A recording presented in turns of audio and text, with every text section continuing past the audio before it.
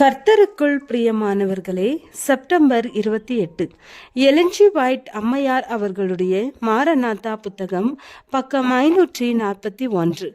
இன்றைய தியானத்திற்காக தெரிந்து கொள்ளப்பட்ட தலைப்பானது நள்ளிரவில் விடுதலை. வசனம் யோபு 34வது அதிகாரம் 20வது வசனம்.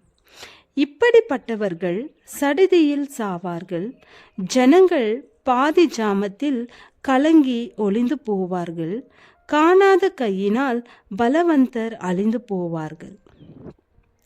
சாத்தானுடைய பிடியிலிருந்து விடுவிக்கப்பட சந்தர்ப்பமே இல்லை என்று தோன்றுகிற சமயங்களில் தமது வல்லமையை காண்பிக்க ஆண்டவர் எப்பொழுதுமே உச்சக்கட்ட சூழ்நிலைகளையே தெரிந்து கொள்ளுகிறார். தம்முடைய மக்களை விடுவிக்க ஆண்டவர் நள்ளிரவில் தமது வல்லமையை வெளிப்படுத்துகிறார். சூரியன் தன் முழு வல்லமையில் பிரகாசிக்கிறது. அடுத்தடுத்து வேகமாக அடையாளங்களும் அற்புதங்களும் நடைபெறுகின்றன. துன்மார்க்கர் பயத்தோடும் ஆச்சரியத்தோடும் இக்காட்சிகளை பார்த்து கொண்டிருக்க, நீதிமான்கள் பக்தி வினயமான மகிழ்ச்சியோடு நோக்கி பார்க்கிறார்கள். இயற்கை முழுவதும் அதன் ஒழுங்கினின்று மாறுபட்டது போல தோன்றுகிறது.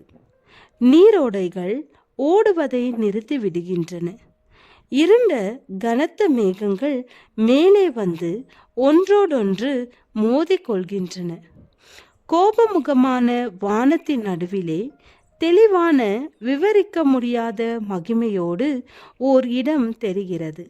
அங்கே இருந்து திரளான தண்ணீர்களின் ஓசையைப் போல ஆயிற்று என்கிற ஆண்டவருடைய சத்தம் தொனிக்கிறது. ஆண்டவருடைய சத்தத்தினாலே வானத்தின் சத்துவங்கள் அசைக்கப்படுகின்றன. பின்பு சூரியன், சந்திரன், நட்சத்திரங்கள் எல்லாம் தங்கள் இடங்களை விட்டு அகன்றன. அவைகள் முற்றிலும் அகன்று போய்விடாது, ஆனால் ஆண்டவருடைய சத்தத்தினாலே அசைக்கப்படும்.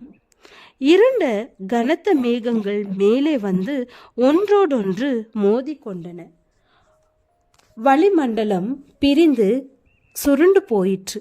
பின்னர் மிருக சீரிஷ நட்சத்திர குழுவிலுள்ள அந்த திறப்பான இடத்தை எங்களால் பார்க்க முடிந்தது.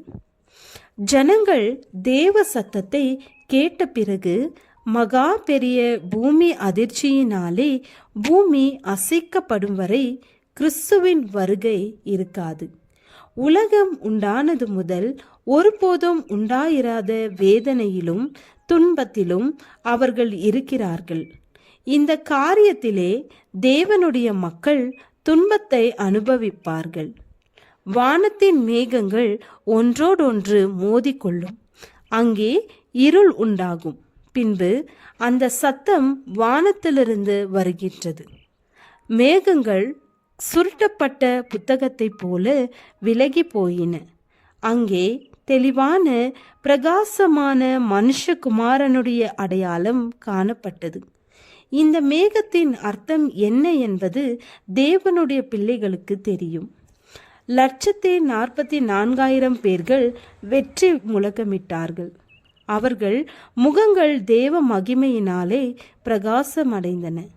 தேவனுடைய சத்தம் அவருடைய மக்களின் சிறையிருப்பை திருப்பும் பொழுது வாழ்க்கையின் மாபெரும் போராட்டத்திலே அனைத்தையும் இழந்து விட்டவர்களிடையே பயங்கரமான விழிப்புணர்வு உண்டாகும். ஆண்டவருடைய சத்துருக்களுக்கு கோபாக்கினையின் நாளாகிய அந்த நாள் அவருடைய சபைக்கு விடுதலையின் நாளாயிருக்கும். ஜெபம். கர்த்தாவே, எங்களை பரலோக ராஜ்யத்திற்கு ஆயத்தப்படுத்த ஆவியானவரின் அனுக்கிரகம் தந்து ஆசீர்வதியும். ஆமேன்.